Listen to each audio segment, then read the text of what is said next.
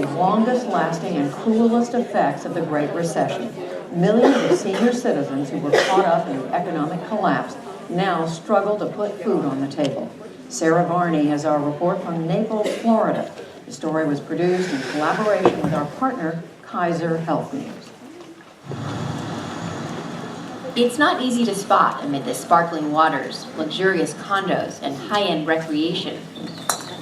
But in recent years, daily life for many seniors in this sunlit paradise has turned bleak. This is my biggest gripe. I said all my life I struggled, so now in my 70s I have to struggle all over again. It bothered me a lot. I was in control, but the recession has done terrible things. I never in my life would I have need charity. Less than 2 miles away from the sandy Gulf beaches is the Naples Senior Center.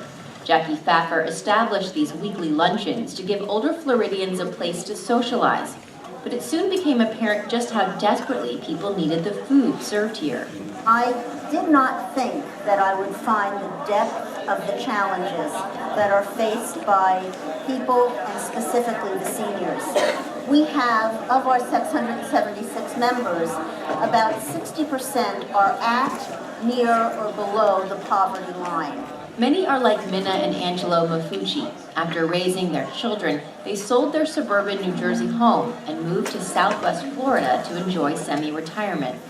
But Angelo could no longer work to supplement their Social Security income after seriously injuring his back, followed by prostate cancer. This is when we first got here. This is when we first came to Florida. Like others in their generation who built comfortable lives during the height of American prosperity, the Mafuccis found themselves instead entering an uncertain retirement. A faltering economy, sickness, and bad luck drained their savings. They lost their home to foreclosure and had to move into a condo owned by their son, where they continued struggling to pay for medication and basic expenses. At that time when we were on our hands and knees practically, let's put it that way, and we opened up the closet and all we had was coffee, so we made it, and that's what we had. And if we found a slice of toast or something, we had that too. Cereal once in a blue moon. We didn't know where to go. We didn't ever had a problem like this before.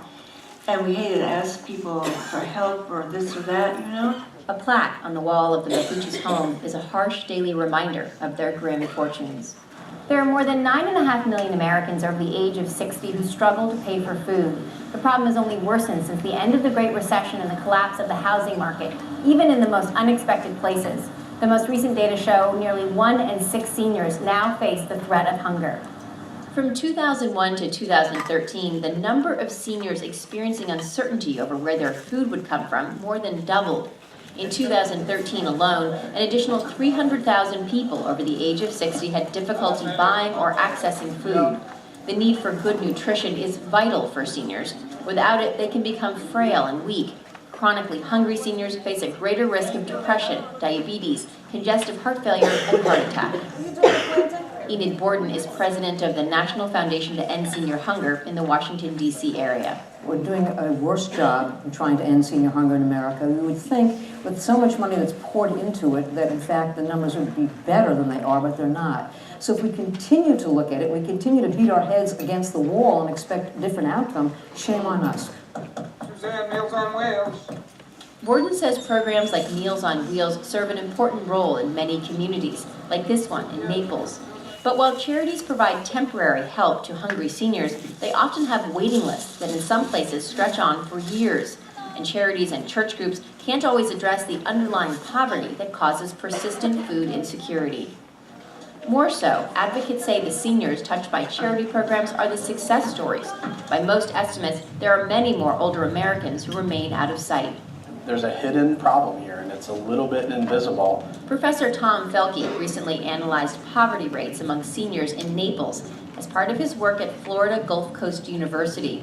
He found many poor retirees are living in gated communities, but the very gates meant to signify safety and status are hampering efforts to help those seniors who are struggling with hunger. And we know it exists, but I don't think we know the depth to which it exists. We just need to access them, and getting inside those communities and letting people know these are programs that are available to you. Felke says that will require stepped-up efforts by groups like the Harry Chapin Food Bank. where outreach workers aggressively target apartments and senior centers to sign people up for food stamps and other nutrition programs. Only 1/3 of eligible seniors are enrolled in food stamps, compared to 3/4 of the eligible general population. In some ways, seniors are the hardest people to reach because part of it's the pride, part of it's that they don't have the knowledge of the social service system, and part of it is their isolation. Al Brisling is president of the local food bank. If you're a single senior sitting in an apartment, you don't know what to do, you don't know where to go, and so getting out to them and getting the word out is half the battle. And also reassuring them that they deserve this help, that it's neighbors helping neighbors, that it's, the government supporting you in your time of need. Minna and Angelo Mafucci now get deliveries from a local food pantry and receive $34 a week in food stamps. They're grateful for the help, but they also know their circumstances are unlikely to change. We can't work anymore. And I don't want to put a burden on my children that you have to give us each $100 a month or something like that. I wouldn't ask them. I wouldn't ask them for anything like that. So the only thing we can hope for and pray for is that we live a little longer together. With millions of baby boomers heading toward their sunset years, most on fixed incomes, researchers expect the number of seniors facing the threat of hunger will rise by 50% over the next decade. For the PBS NewsHour, I'm Sarah Varney in Naples, Florida. Good morning, everyone. I want to thank you so much for coming to our Food Policy for Breakfast seminar series. I want to welcome you to Hunter College here in East Harlem. My name is Charles Plekin, and I'm the director of the New York City Food Policy Center and a professor here at Hunter College. Today's panel discussion is important. Our community is aging, and their health is critical to our well-being. The clip I just showed you, I picked, even though it's not New York City specific, because I think this is a problem that is nationwide and deserves attention, and New York City should be a leader in this space, and we are leading in many specific areas. Today's panel, we are pleased and excited to hear from our expert panelists today. If they please come up. Jessica Balboni, the director at Lenox Hill Neighborhood House. Dr. Ruth Finkelstein, Executive Director at the Brookdale Center for Healthy Aging at Hunter College. David Nocenti, Executive Director at Union Settlement Association. Deputy Commissioner Caryn Resnick, New York City Department for the Aging. And Shula Warren, Director for Policy and Special Projects at the Manhattan Borough President's Office. I'd like to welcome our panelists and thank you for them taking their time to come and be here today.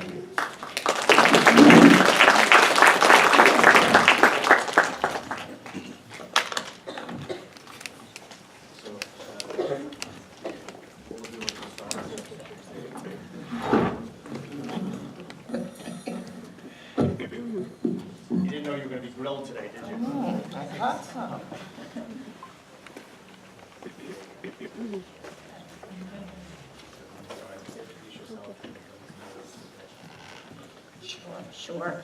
So, Jessica Balboni, I am the director of our senior center at Lenox Hill Neighborhood House.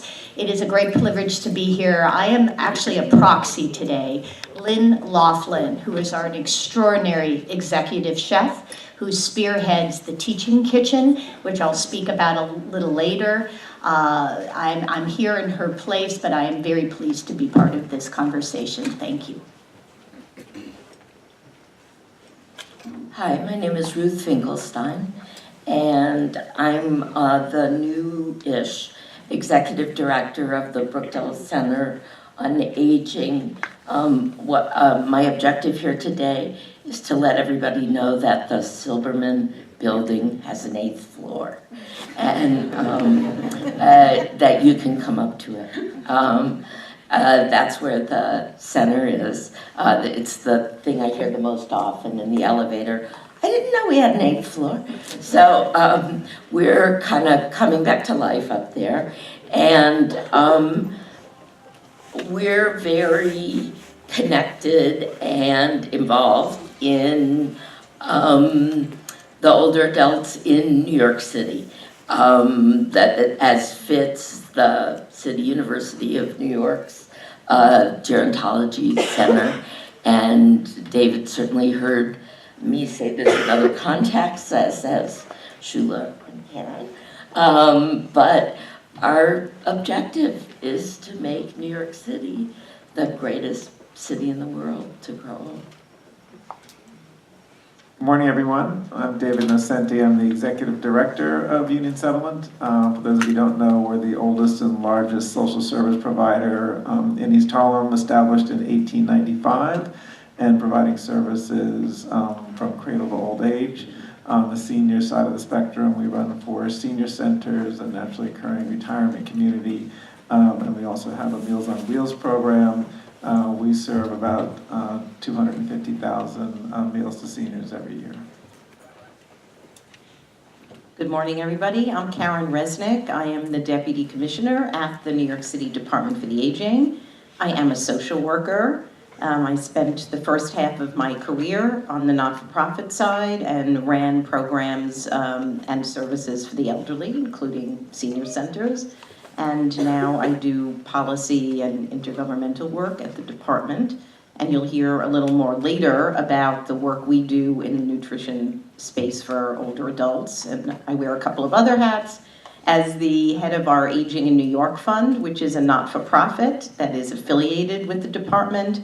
And the board of directors made food insecurity among older adults one of their strategic initiatives. And so we did a number of forums across the city on the issue of food insecurity among older adults. And so we're very active in this space. Good morning, my name is Shulamit Warren Pooter. I'm the Director of Policy and Special Projects in the Office of the Manhattan Borough President, Gale Brewer. In 2012, Gale launched a series of programs to better increase access for older adults to local fresh food. One of them was brokering an agreement with DFTA so that senior centers and their meal programs could have the flexibility to order fresh and local produce. We also run basically a really flexible CSA for seniors in 3 different program areas throughout the city. It runs from July through November, and we serve about 5,000 seniors throughout the course of that program, and about $42,000 of local produce that's purchased. And through our budget process, we also support intergenerational gardening programs, including a incredibly fabulous program at Fred Samuel's houses, which includes a senior garden, a youth garden, and 2 other gardens as well.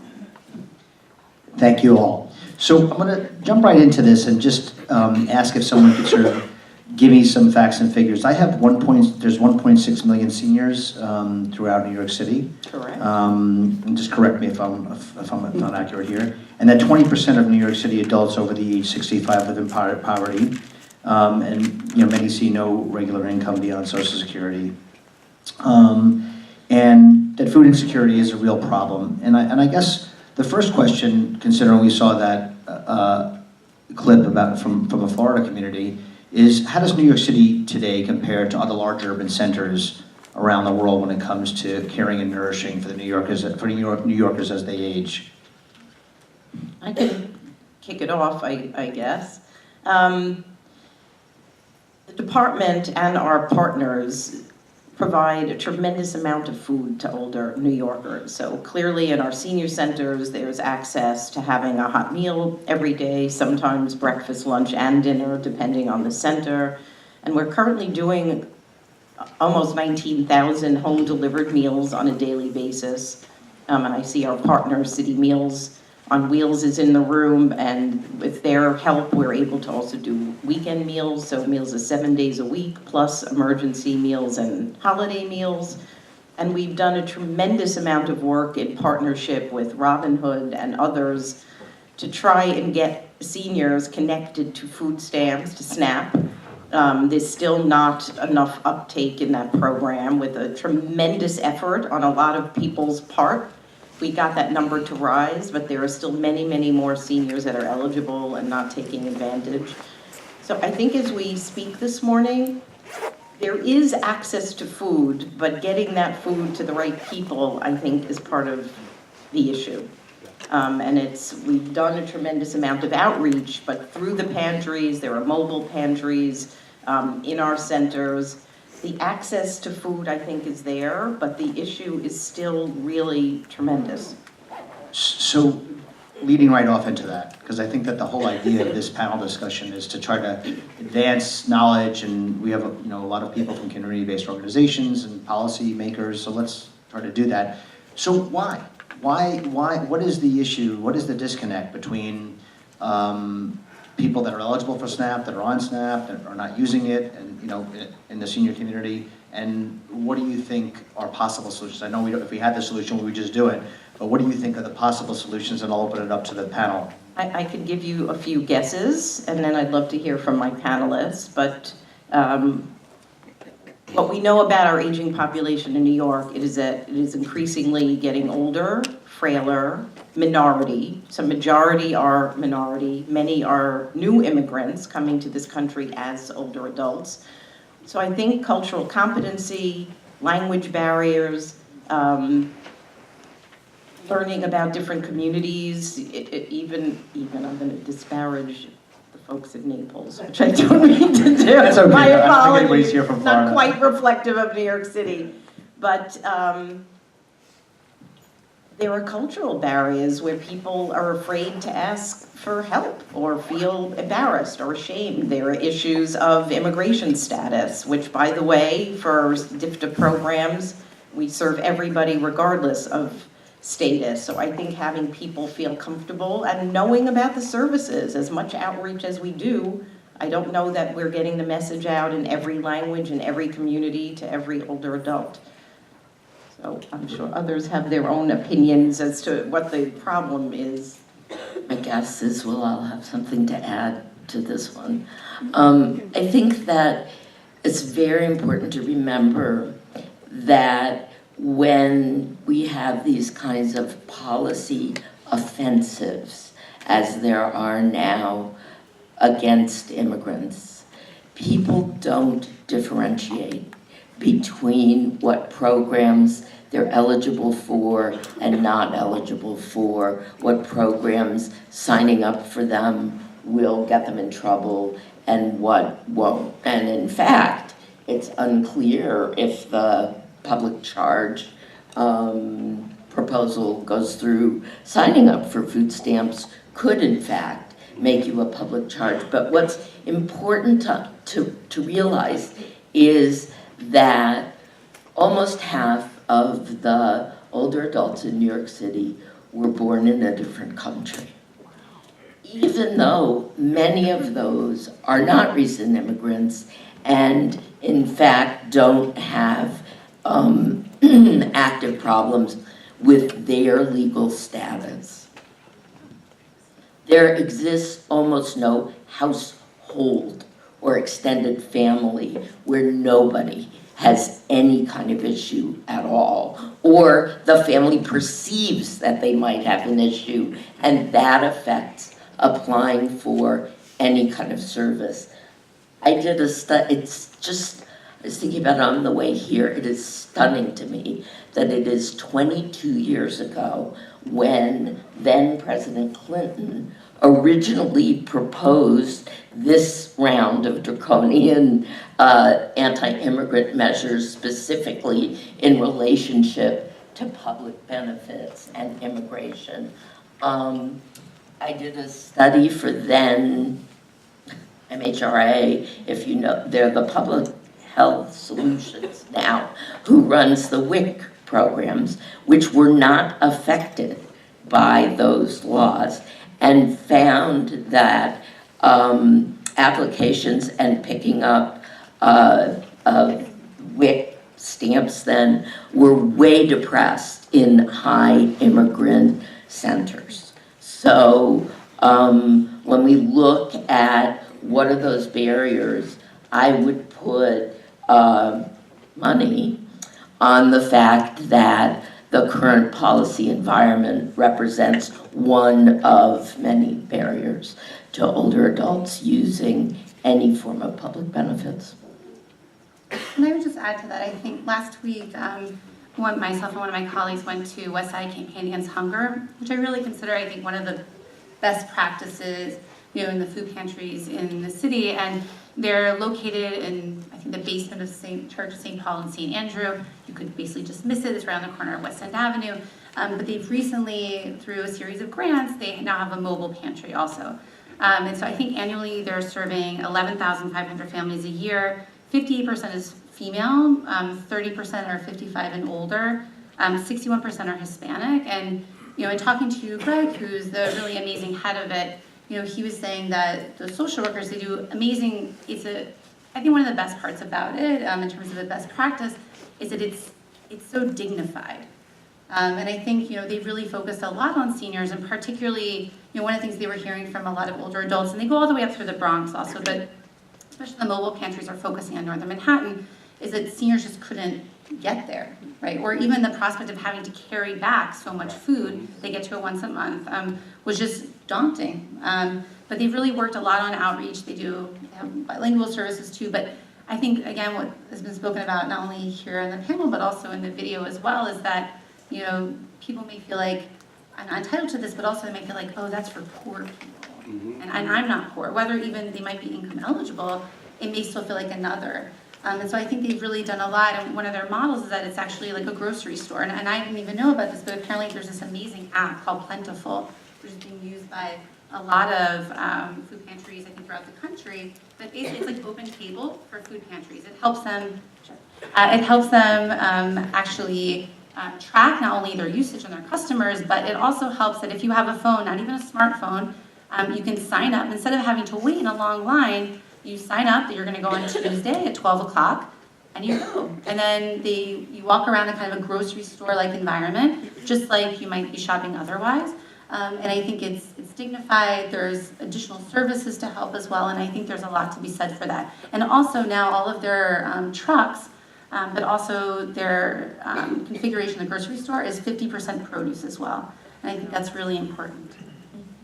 I'm just going to jump in real quick. So at Lenox Hill Neighborhood House, we just have a very large legal advocacy program, and we have SNAP clinics a couple of times a week. And one of the things I've seen at our senior center, we're open 7 days a week. We serve 3 meals a day, 12 hours a day from 8 a.m. to 8 p.m., is this sense, picking up from Caryn, that there was a sense of shame, and there is a sense of isolation, and language barrier is huge. Our senior center is a real microcosm of New York City. In the past couple of years, we've had a 20% growth, for example, in our Chinese community. We've hired social workers who speak now Mandarin and Cantonese, and so I think one of the shifts we've seen is, what does it mean when a fellow member from a senior center who speaks your language can play that ambassador role, take your hand and say, let me introduce you to the social worker who's going to help open up a whole new world around SNAP benefits. What does that even mean? How do you define that, right, for someone who's a new immigrant?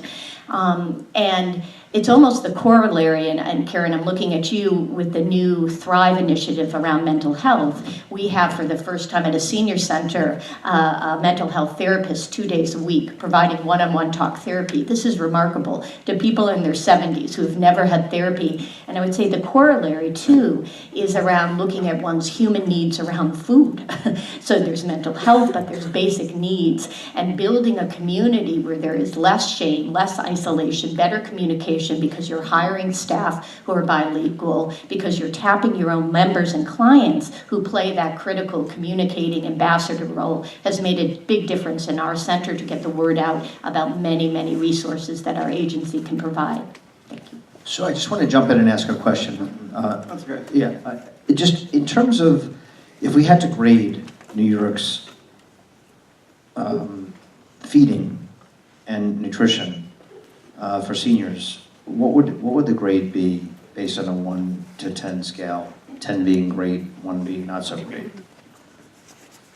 I'd like everybody to sort of weigh in, because my next question relates to that. My question is compared to what? Compared to other urban centers that are similar in the U.S. So I'm going to take a pass because I can't speak to what other urban centers are doing. I mean, I think that How about this? We'll change it then. How about, you're not going to defeat this, David. How about compared to what you think it should be? I mean, I would give it like a 6. I mean, I think that it's better than average. I think that there's a lot of effort that's being put into it. I mentioned we have senior centers, we have Meals on Wheels, we have a NORC. It's all DFTA funded. So we're very grateful for the support that we receive, but it can't touch the need. I mean, we're talking about people who aren't accessing the services, but I think you actually also think about the people who are accessing the services. We did a survey of our seniors in our homebound community who are getting Meals on Wheels, and a majority of them, like a huge majority, like 80%, said that's the only meal that they eat, and they are hungry.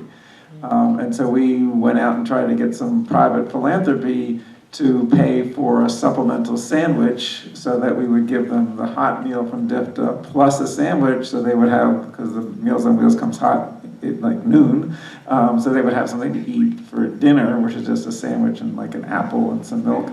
But we only have enough funding to do that 2 days a week. So, and then the discussion earlier about cultural competency, and people age and they don't think that they need assistance, but then they become more and more both mentally and physically disabled, and so it's a challenge for them. So accessing that community, the fastest growing population in East Harlem is Chinese, and so those individuals are not reaching out to us. It's very difficult for us to reach out to that homebound community and try to provide food to them. And so I think there's this huge hidden problem, plus the fact that the funding for the amount of money that we receive for our Meals on Wheels program has gone up like 8% in 10 years. And meanwhile, the minimum wage, which we pay our Meals on Wheels walkers and drivers a little more than that, has gone up like 28%. So we lose money on every meal that we deliver. And so I think the unmet need plus the need for funding for what's there's a long way to go, but I still want to credit what the city and the mayor are doing, because I think it's it's great. There's just a lot more needs to be done. Yeah, thank you. And I don't mean to make it so that we're criticizing. It's all about trying to figure out where we are and what possible solutions we can come up with. Sure, I would add, I think David's right about like a 6.5. I think I'm only going to say also because that's not a good. We know you're in politics, But everybody, I would so say, we get outside that. the numbers, what I'm always struck by is that the amazing capacity that's out there. Beyond, I think in our office we tend to really focus a lot on, local seasonal produce, but, for example, when I was at WISCA, they were saying that they have a truck. Transportation is one of the biggest issues in a lot of this, but they show up at Hunts Point and they have to pay for the truck, they have to pay for the driver, they have to pay for the gas, but they just get free produce. And I honestly couldn't believe that. And they said, they work with, if any of you have ever been to Hunts Point, that's a real trip. And it's really fascinating. I heard 60% of all the produce that's sold in the city of New York comes through Hunts Point. And that's on every different tier that you can think about. But the fact that, he's getting cases and cases and cases and cases of avocados, they're going to be ready 4 days from now. Restaurants don't need that. They need them, in a day or two. But and that he's getting all these like greens and all. It's amazing to me. But I think there's a couple of different issues there. Like Dave and many others are saying that seniors in isolation, how do you reach them? But also we hear a lot, from our produce programs that there definitely are older adults who cook at home, and they feel comfortable preparing things from scratch. There's other people who don't do that, and there's one woman who told me she just puts everything in a blender. There you go. But what I would say though is that when you're giving people, when you're giving people, raw produce, you're also making an assumption that they actually, have the facilities to do that, that it's not that difficult to cut those items, that they have heat and gas that works perhaps. So I think that's also like all part of it. It always strikes me we have so much food here, but it really is a challenge to actually, find the people who really need it. Ruth? So I've been really thinking a lot about people who live more than a floor up in a walk-up. And I'm not the only person thinking about people who live a floor up in a walk-up. HPD is thinking about them, not just thinking of, everybody's thinking about them, but all the thinking that we're doing, all of us, has not come up with a methodology to identify said people. And of course, plenty of people on the second floor of a walk-up are just fine. They walk down, they walk back up. But there are other people who are homebound because of their living situation. If you're homebound because of your living situation, by definition, you're not shopping, you're not getting food. And while Meals on Wheels and other delivery things are the theoretical answer to one dimension of this problem, there are other dimensions to that problem, the isolation and so forth. There is no systematic way to know who needs those services. And it's a little worrisome to think about the fact that we just don't have a way to know. I mean, what is the solution to that? I mean, there's got to be something we could do. Well, you know, there are different ways to approach that problem. I tend to think about the bottom-up ways because the top-down ways, I think, in these times make people nervous and tend to sort of break down from one administration to another and even one administrator to another. And so the bottom-up ways are to the right and to the left. And that is if each of us took responsibility to know the two neighbors to the right of us and the two neighbors to the left of us and their situation, right? Which is what we counsel during times of disaster. But some people are living in times of disaster all the time, right? If we all did that and then had an ability to centralize that information at the level of the building and develop building level solutions that then were reported to a government agency to coordinate, and we did that block by block, building by building, I think we would go further than we would on these sort of countless enumerations that get 1/8 done, and then everybody loses interest and money. So thinking about that, which is interesting, like see something, say something, Right. you know, apply to seniors. But then it feels like, given what you were previously discussing about being scared as you know, an immigrant and so forth, it sort of doesn't balance out very well. There's sort of polar opposites in a way.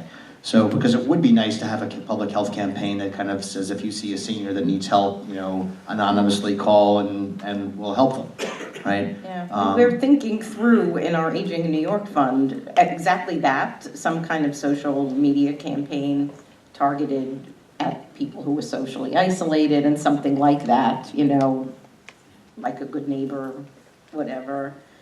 But then the question is, you know, what's the there? What do you tell somebody to do? Is it call 311? Is it, you know, reach out to your It feels center? very similar like you're reporting somebody. Right, Right. and not everybody wants to have a knock on the door or to be found or to, you know, they're, Right.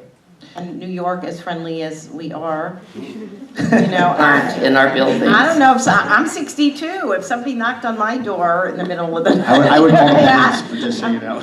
I don't know if I'd open the door, so. So. But there's something there, I don't think we've figured it out yet. Maybe the audience could help us with that problem.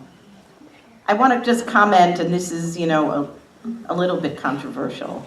David mentioned the cost of meals, the reimbursement rate from DFTA around home delivered meals. So we are in the process of taking a very hard look at that and have engaged a consultant to help us look through better ways of doing home delivered meals. And part of that is the use of technology. And are there ways that we can incorporate, you know, people of means today, and certainly millennials are busy ordering from Grubhub. My daughter came over last night and it's not what's for dinner, Ma. It's like she's looking at what restaurant in the 5 boroughs does she want to order from. So I don't know if we're going to get there, but giving us the ability and flexibility to do more diverse meals, perhaps even therapeutic meals for people who are older and need, you know, a blended meal or other types of meals, and even including delivery of fresh food, because there are people that would like to cook for themselves and still enjoy that, but just simply can't carry the groceries upstairs. So, you know, whether we can get to something that allows for all of those options and flexibility, I don't know, but we're looking at what's out there and what is possible. Charles, just real quick, I would say that I do think the benefits and social safety net are better in the cities, are better in New York City. So I would say that, you know, statistically, I'd much rather grow old in New York City than other cities. Having said that, too, I thought it was chilling in that video clip about the gated community, the unintended consequences, you're locked in, right? So it's supposed to protect me, but then it ends up becoming my coffin. And I think the beauty and power of New York City, going to Ruth's point about the bottom up, is that between the government and DFTA and these kinds of smart systemic investments with the bottom up settlement house models, the bottom up NORC models, neighborly models, I think that's where the hope is, where those two places meet. And how does that get coordinated? Well, I think there is no one big brother who does all the coordinating on it. I think that's part of the bureaucratic nightmare at times of unintended consequences. Having said that, it's coalitions, it's conversations. I mean, Caryn and Ruth can speak to that. So just shifting slightly, I was surprised. So when I do research for these panels, I'm definitely no expert. I go through and I look at it like a journalist, which is my training in some respects, and you know, I plow through everything I could possibly get my hands on to sort of come up with the questions and be prepared for the panel and not sound like I completely don't know anything. So I went through and I looked at Age-Friendly New York City, the current report, and not the one that you started, Ruth, but she's the architect of that program. And I was surprised. I was surprised because there was an opening letter from the two, I guess, directors, and there was not one mention of food. And it surprised me. So I went through and I searched for meal, I searched for food throughout the whole report, and it didn't come up until page like 25 or 30. I did all different search terms and sort of looked. And then it really wasn't listed as, specifically wasn't listed as a priority. So it got me thinking, why? And you don't need to know that report, but I'm just, what is the reasoning why food doesn't seem to be, is it because we're doing such a great job with food? And seniors, or that it's too hard to tackle? I'll sort of open it up. And one other thing, sorry. And just so that the audience knows is that I'm really super impressed with what David does and what Jessica does in both of their programs. To me, they're very food-centric. Sort of food is, you know, you may not see it that way, but I do remember going to David's facilities, not Union Settlement's facilities, and seeing Lynn there preparing Meals on Wheels, I guess it was, or meal delivery program. I'm not sure what it was, but I was blown away. I'd never seen anything like that in my life. So anyway, now I'll open that question up to you about the priorities. So just the age-friendly question. Chomping at the bit on this one. So our initiatives 18, 19, 20, 21, and 22 are all related to food initiatives. And part of why you don't see it labeled as food is that we follow the WHO metrics about what age-friendly looks like. So it just wasn't in the priorities letter. That's right. But it is a priority, and there are a half a dozen initiatives in there, and some of them we've spoken about today. You know, the redesign of our home-delivered meal system, Simple Servings, which is a database that the Department for the Aging developed, somebody shaking their head, which was to help our senior centers in doing their menu planning. We have all these nutrition guidelines that you have to meet, and it was quite complicated to come up with your own menus and your own, and send them in, and we had to approve them. So this was to simplify and make that an easier process. The city had an initiative with Food Bank and the Mayor's Fund that were Neighborhood Opportunity Network nutrition kitchens, NEON, in every borough, and having our food insecurity forums. So nutrition and food and hunger really is a priority for the department and our age-friendly work. And I'm just going to jump that because before the discussion, Charles had said to me that he felt that Union Settlement was more focused on food, and I wasn't disagreeing that we were focused on food. I don't know that we are more so, because I think for us and most other senior providers, it's all about food. And one of the reasons that it's all about food, I actually don't think that food is the biggest challenge to seniors. I think social isolation is the biggest challenge to seniors. And so when you have individuals who are homebound, either permanently homebound or temporarily homebound, we're talking about the one-floor walk-up, but if you live in a NYCHA building, you might go 3 weeks when your elevators aren't working, and suddenly you are hungry because of that. And so food is the attractant to get people to come to then interact and build those social circles. And so when someone doesn't show up after 3 days, it's like, oh my God, so-and-so's not here. And that really triggers some sort of, we call the emergency contact person. They're here every day, they haven't been here for 3 days. And so it's, it's the combination of the food and then the activities and everything else, which makes a senior center that addresses the social isolation. But for us, and I think for most senior providers, food is the center to pretty much all we do for the seniors.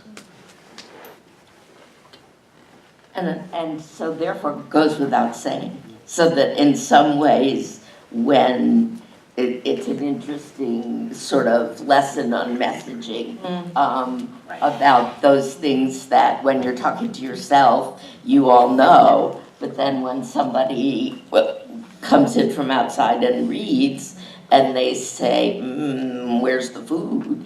So that... Well, it was right in the priority letter. It wasn't there. It's called a priority letter. But that's because if you read the I mean, I don't know. I haven't read the priority letter. It's the old one I knew about. It probably does talk some about senior centers. And if they're talking about senior centers, they're talking about food as well as many other things. But there's another lesson in there too, which is that silo lesson, which you can't bring out often enough. One of the real challenges in doing work with older adults is that there's one set of issues that are sort of older adult issues. And then all the other issues are just people's issues. And the kind of default assumption is that that means that they don't affect older adults. When of course, what's true is if they affect people, they affect older adults. And we have this kind of, we still have this kind of insane inability to recognize intersectionality in all of its profundity, which is that each of us carries multiple identities all the time. And age is one of those identities that people tend to wipe out all the preceding ones. So, I'm 64, I lost sex like 15 years ago in terms of like people on the street no longer related to me in any way as like a sexual being. I got invisible. This is a good thing and a bad thing. It's kind of a complicated thing. Then you lose gender. After a while, people assume that you're somehow de-racialized into this just kind of wrinkly, like, apple, right? This maybe wise, wrinkly apple, or demented wrinkly apple, depending on who's the cartoonist, right? But the fact of the matter is, this is yet another way of stripping away layers of humanity. And given the fact that that is the game right now, stripping away layers of humanity, depending on citizenship, depending on where you were born, depending if you're gender nonconforming, the latest, and depending on age. We have to pay attention to this phenomenon because its thinking permeates our thinking. That's incredibly accurate. And it's so funny that you say that because we talk about it, nutrition education, cultural sensitivity, but I never thought about it with seniors because they're a group, seniors, not that they need to have cultural sensitivity. That's really fantastic and well thought through. I always wish that Ruth could learn to express herself. And it's also interesting about the invisibles because my mother is 80 and she says, I walk into a store, I walk in anywhere, I'm invisible completely. Not there. It's like nobody even sees me. And they walk right in front of you. And Ruth, you may be invisible, but that there is the plus side is that you can speak your mind and not really care as much what the hell your neighbor thinks. So let's name that one right now. I would say one other thing that we're stripping people of when we feed them crap and sugar and salt and processed foods, and we wonder why Alzheimer's is now called type 3 diabetes. It's the biggest explosion. Talk about visibility. And it's not just our elderly, it's what we feed our young children in our early childhood and Head Start programs. So there's such a terrible way of stripping away your cognitive, emotional, social health with the crap we feed people. That's fantastic. Yeah, and you know what's interesting about that, you say that because one of the questions that I had and that was brought up even with an audience member was about the nutrition and about the special circumstances that older people have, like diabetes, cardiovascular disease, and other comorbidities. And you know, a lot of people, when we talk about this in any kind of feeding program, is that, oh, well, it doesn't matter what we give the poor as long as they eat, which is a really horrible way of thinking. And I think that it's a pathetic and horrible way of thinking, and people need nutritious food no matter what their status is. They want nutritious food no matter what their status is. So what are we doing in terms of, for seniors, and we just sort of mapped out that it's hard enough sort of identifying, getting into people's homes if they're homebound, getting them into senior centers. The food is the component that brings them in, but feeding them nutritious foods and foods that are related to their comorbidities. And I know that we do a Fresh Taste for Seniors program, and our students do cooking demonstrations, and one of the things that we notice is that they really, they want that food. If you're longer than 10 minutes, you're in trouble preparing that food. But they will eat the nutritious food. So what are your experiences? How can we do a better job? And are we doing a good job?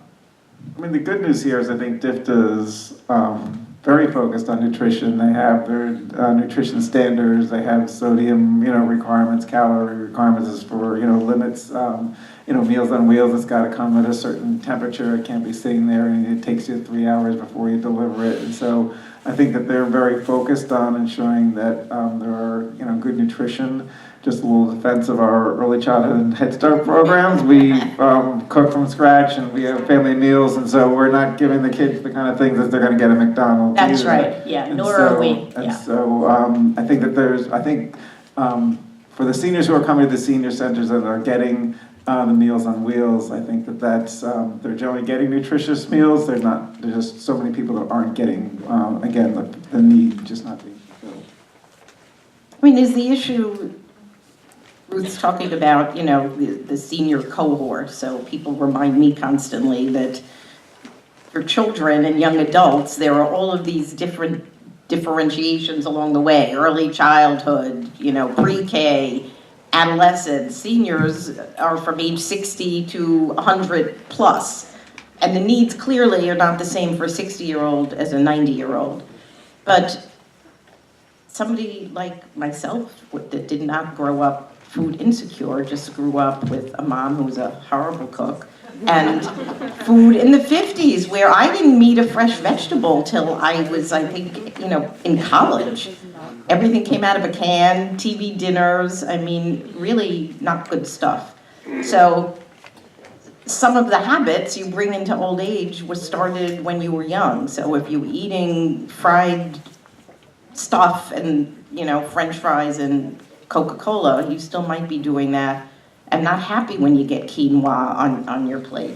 So there's a whole thing about food preferences and tastes and education, and it's complicated. And just one more thing to add to this, to jump on this topic and to add to your comments. Do we ever have, I'm not embarrassed to admit that I watched The King of Queens, and I guess the father wanted to get braces in one episode, and I'm like, really? You're 80 years old, you want braces? Is there any kind of an attitude around that these people are older, and why are we focusing so much attention on them? I'm just asking, I don't know.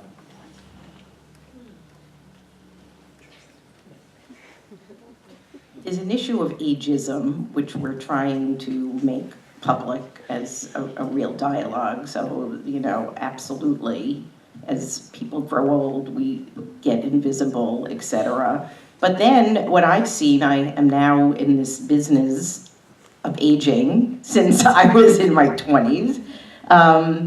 Because of the age boom, the world is now starting to pay attention to older people. When I was in my 20s and 30s as a young social worker, it was the most unsexy field you could possibly be in. Everybody wanted to work with kids and homeless and HIV, and aging was just not a sexy topic. So now you see mass marketing, and on my Facebook feed, I get all of the how to blast belly fat ads. I know they're trolling me. I'm like, how do they know? And anti-wrinkle creams, and so there's a good part of that. There's something positive about the fact that the corporate world is looking at older people. If we could sort of harness that all in the direction of being helpful rather than how to siphon dollars out of the... But, I'm going to add another level of this, because I think that corporate people may care about wealthy seniors. I don't think they care about low-income seniors. And so, just some statistics in East Harlem, the median household income for households headed by a senior is $18,400 a year. And the marketers aren't marketing to them, and this is a problem that's going to get worse. From 2010 to 2016, the senior population in East Harlem went up 27%. So the problem we have is going to get worse, and so I think that this is a whole national issue of income inequality, and so we're going to have a lot more seniors, a lot more very poor seniors, and so I think in the world of Union Settlement and Lenox Hill and the Manhattan Borough President and DFTA and NIAM and Hunter College, there's a lot of focus on these things, but I think we're really a bit in a bubble here. And I think that unless we start focusing on getting the country to address the needs of low-income individuals, it's just going to get harder and harder going forward. And to pile on to David's excellent point,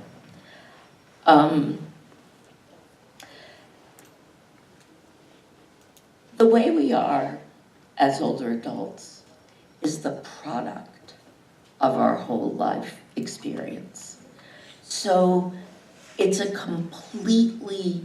not only a false war, this intergenerational war that you're referencing in your question, it's also a foolish understanding of causality. We bring with us all the experiences, all the health threats, all the environmental threats, all the trauma, all the positive and negative life experiences across the life course. And the evidence is clearer and clearer that they accumulate. And so guess what? If you led a life of challenge and disadvantage across the life course, you are not in as good and healthy and active and productive and successful a place to age as you are when you've had, those opportunities. And in fact, the evidence grows that the gap between the haves and the have-nots is the greatest in old age as it ever is. And so we are, just as we're not talking culturally about one age, we're certainly not talking in class and socioeconomic terms about one aging, but in fact, agings that are more different even than childhoods are. It just scares me because it sort of makes the problem feel worse, to be honest.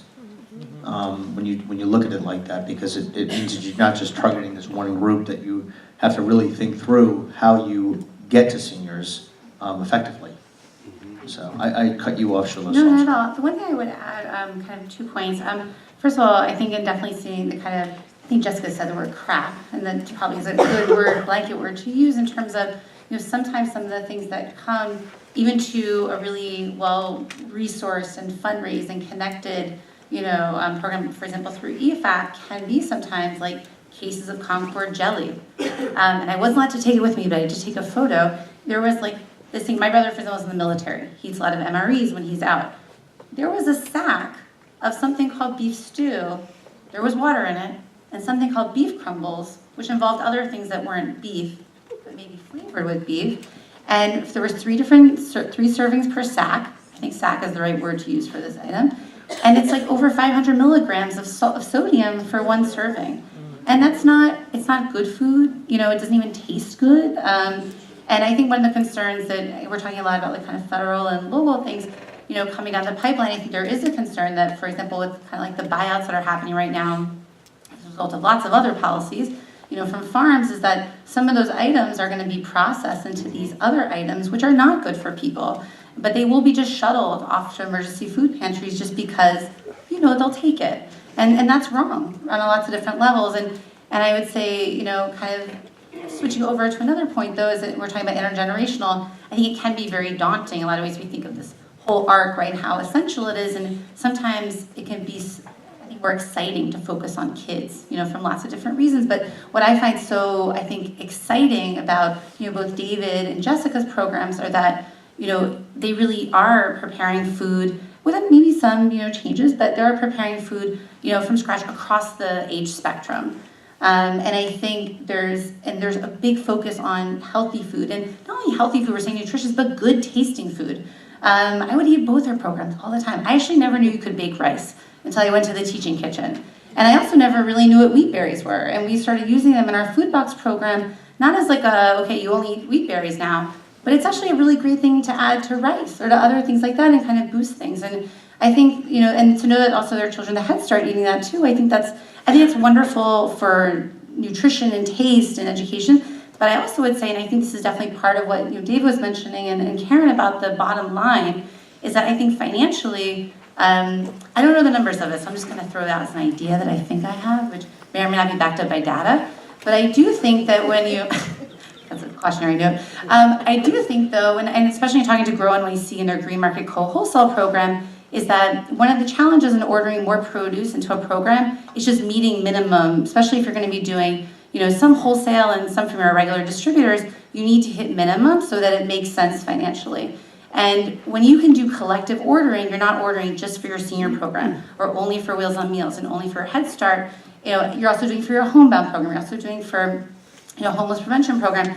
If you can pull all of those together and you're not only preparing the same foods together, you're ordering together, I think that financial, procurement strategy can also actually gain you better access. And I know that there's definitely in some of the food pantries, some of the larger food pantries, which again, there are also small, incredible food pantries out there that are serving people, maybe once a month, once a week, for a couple of hours. They're doing amazing, amazing things too.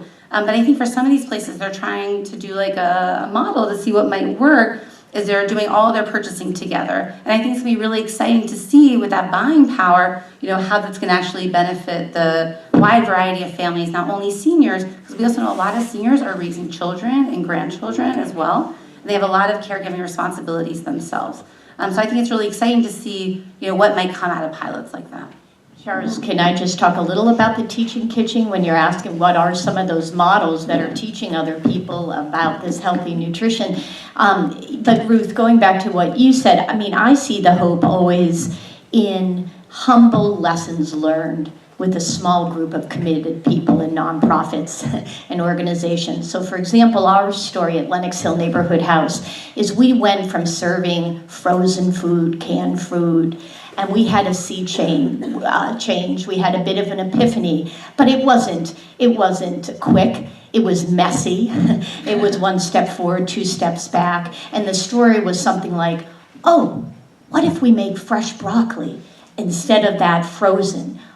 Oh, what if we swap out butternut squash instead of white potatoes and rice? And it was little by little, and we had pushback by our members.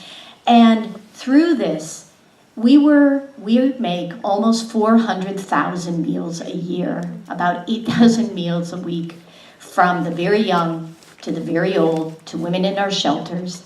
And what we were learning on the front lines is it really matters what people put in their bodies, whether you're 4 or 84, it affects your cognitive, emotional, social, and it really matters what the people who want to be mission-driven feel good about how they're serving food. So it was this small, slow sea change, and then what happened is we said, we're beginning to have some successes here.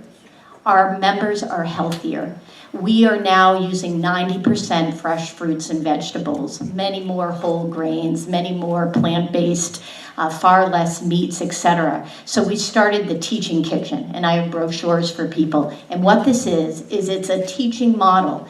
We reach 65 organizations currently that serve about, collectively themselves, 5.5 million people. And we help them little by little through training, by bringing their people to our kitchens, by going out to their sites, whether they're early childhood, senior centers, whatever it is. And we help them begin to make authentic, realizable goals. You know, what is that one thing they can swap out? Oh, we stopped actually buying salad dressing loaded with salt and sugar. We make our own salad dressings. We make our own granola. What are those small goals that we can help? And so this is now really taking hold. And so when you ask, what are the grassroots way? Mission-driven people working in coalitions are beginning to make changes. This is a wonderful model. And here's the thing. We have savings. We've lowered our costs because actually having a plant-based diet of 90% fruits and vegetables and whole grain is actually cheaper. And so it's making that economic argument at the same time, which I know you were making. So there's proof. There is. So I'm going to open it up to questions. I have one quick comment and a question. So if anybody knows the answer to this, I was looking when I was doing my research that there's a program to spend $500 million for senior housing on NYCHA land.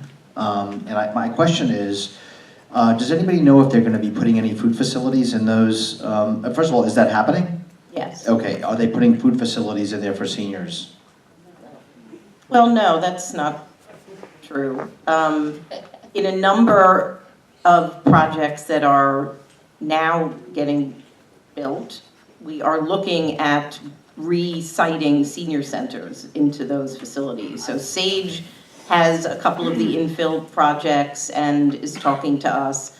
You know, it's part of our upcoming RFP process. Sometimes it'll be relocating. Hopefully some of these will be new, but they will be beautiful facilities, which is always wonderful, and gives us the chance to relocate somebody in a not so great facility. So there will be kitchens and food available. If it's a new Not start. 100%, but I think almost every project will have some kind of community space, and it may not all be for senior centers. But it's being thought through. Absolutely, yeah. All right, so I'd like to open it up to questions. We only have time for a few. Good morning. Caryn, you mentioned earlier that you had a consultant trying to figure out what we need to do. Sounds like Jessica just provided some great best practices to lower cost as well as focus on health. My mom she was part of she attended sessions at a senior center when she was in her 80s because she was walking pretty well from 60 to 80. So the point of not all seniors are equal. She was walking a mile a day, but at 80 she had to attend. Now, that said, when she started eating meals at the senior center, she got heavier. She got heavier, and the problem is not just because she was walking a little less, but the food. So when I used to visit, so the question has to do with metrics in terms of how much of this refined carbs, so much of that is being served to, so people are fuller, but they're not healthier. And so I think there's an opportunity to have metrics for the centers. So maybe in year 1, it's 5% fresh vegetables. By year 2, it's 10%. Again, because everything is about metrics. And I'd like to know what your thoughts are about that, because to me, it's not just getting full, but if they're not healthier, then it doesn't make sense. If they're heavier, because it's a declining cycle. So I know somewhere in the audience is our nutritionist from DFTA. Where are you? Where? That would be me. Oh, hello. So maybe you could help me answer that question. Usually it's the opposite. People see us, our nutrition team, as the food police, and we have such really restrictive guidelines, both federal, state, and city. We also have to follow the city guidelines around sodium, etc. So maybe you can tell us a little bit about our food. Yeah, well, so there's actually 2 of us here. I am the nutrition counselor. I see homebound elderly. I do one-on-one nutrition counseling with them. We also have one of our other nutrition consultants here who really digs deep into the senior centers specifically and evaluates and just kind of runs through all of those metrics that were being mentioned a moment ago. So we have slightly different roles. Maybe you can take Sure. So in terms of the food that's on the menus at the senior centers, all of the menus are submitted to us through simple servings, which Caryn spoke a little bit about earlier. And before we can even approve it, before it can even be submitted, there are certain things that have to be met on the menu. So items in each food group, certain sodium, and vitamin limits, carb limits, everything like that. And then we take a look at them as well to make sure that there's enough variety, not too many starchy vegetables, and provide some guidance there. In terms of individual responses to the food, of course people are going to respond differently. If it's that they weren't eating very much prior to attending the senior center, we could expect some weight gain in individuals for sure. So maybe not just related to that as well. There could be also a change in socialization, and if there are, now they're attending parties and doing various things. And once you're eating a little bit more, you might be also seeking other foods, right? So once you're out of the house, going to the senior center, then on your way home, maybe you're picking up something else as well, rather than being isolated in your home. So I think that in terms of thinking about it as an individual, there are so many factors. Otherwise, I think Jessica had a great point about watching the health of the seniors improve as they switched to more fresh products and more plant-based foods. So I do think that that's something that could be something that we do as nutritionists at the department, is to make sure that programs are choosing some meatless days if they have the capacity to do that, and that making sure that programs have the knowledge and the ability to prepare healthier recipes, particularly depending on their community. Different communities also have different needs and different cultural foods they want to make sure that they incorporate as well. While I have the mic, I have a question for the panel, so I'm kind of glad that I was able to grab it. I'm just kind of curious, so we know that baby boomers are obviously our aging population right now, but there is such a huge span between our oldest old and their experiences and the younger people on the age spectrum, those who are 64, still getting around, have cell phones, have internet access, text, are on Facebook, understand what a tweet is. So what is the plan to adjust for how our aging population is going to change in the next 5 years, in the next 10 years, and certainly in the next 20 years, when it'll be a completely different landscape, regardless of if those people are immigrants or English speakers or invisible? It's just going to be a completely different aging population. What are your thoughts?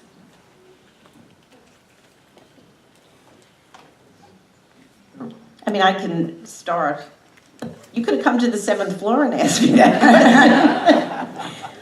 we are looking for ways to incorporate technology wherever we can. And I know many of you may know of the program OATS, Older Adult Technology Services, that has Senior Planet in Chelsea, where any senior can come and learn about how to use anything from an iPad to cell phone. So the computer classes and training in our centers are among the most utilized programs. So we know that many seniors want to and are learning about different technologies. But I think we have to incorporate technology into our practices and the way we buy food, distribute food, eventually deliver food. So I think we're beginning to plan for the future. One thing I would add to that is, not that it's like the opposite of technology, but, and I see Diane Blackwell in the very back.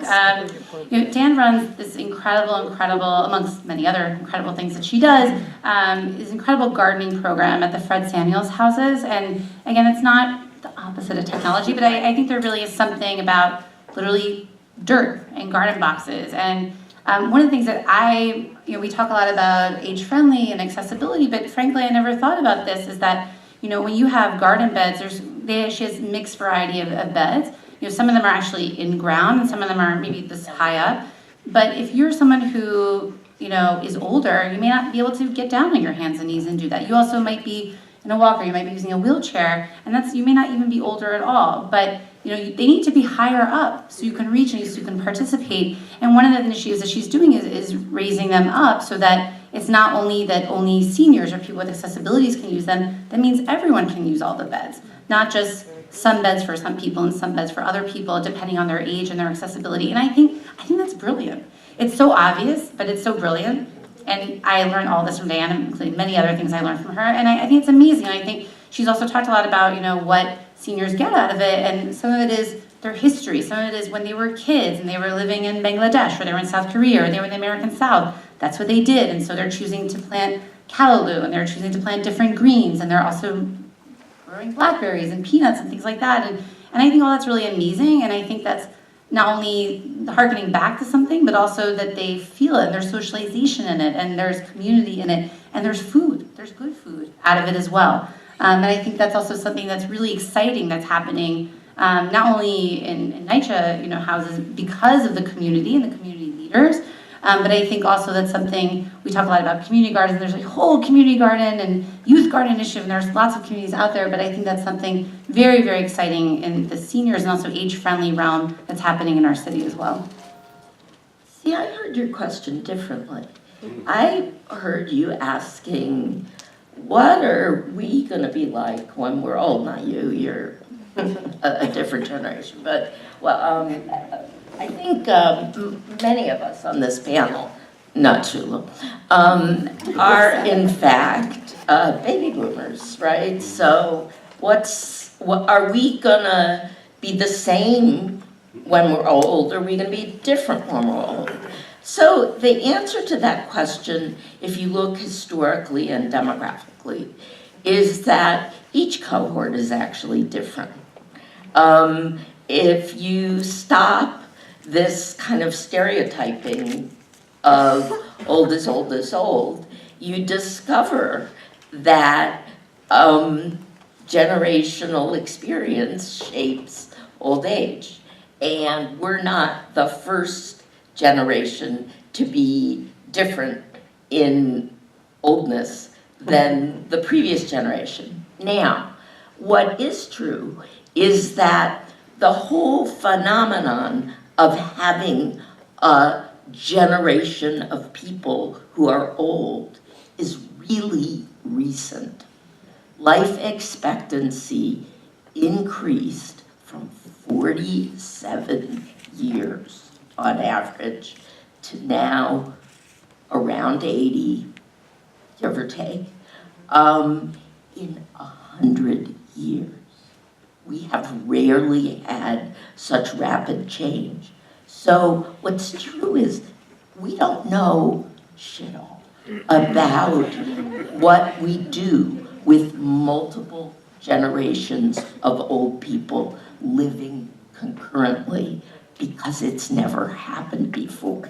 It doesn't mean that there weren't old individuals, of course there were, but there weren't old generations. So we are gonna have to figure this out for the first time together.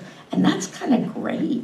It's kind of fun when you think about it. If it's not a problem, it's an opportunity. I like that. That's a great way to end. I want to thank Jessica, Ruth, David, Caryn, and Shula for just really one of the best, out of the 40 some odd that we've done, this is one of the best panel discussions that we've had. And I really want to thank you all for making that happen. Please make sure to check out nycfoodpolicy.org to see more of our events and our editorial. Sign up for our weekly news digest, which has gotten great reviews. Many of you are fortunate enough to get into our 6-part lecture series with Michael Hurwitz from Green Market, and our next session is tomorrow night. Also on November 6th, our topic is children as change agents for healthy eating, and on this one's important, December 4th, Marion Nessel will be here about her new book, giving a lecture. So thank you all for coming today, and again, thank you to our panelists. The tip is, if people haven't already